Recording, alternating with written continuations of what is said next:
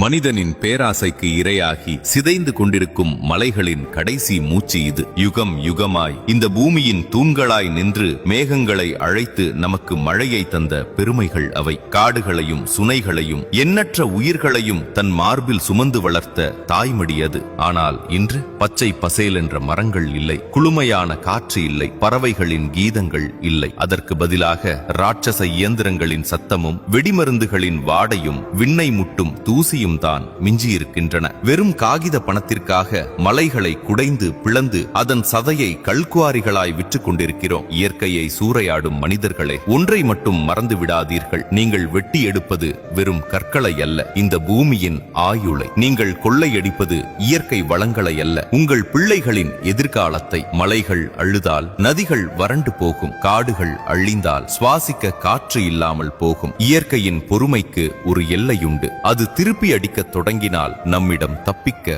வழி இருக்காது.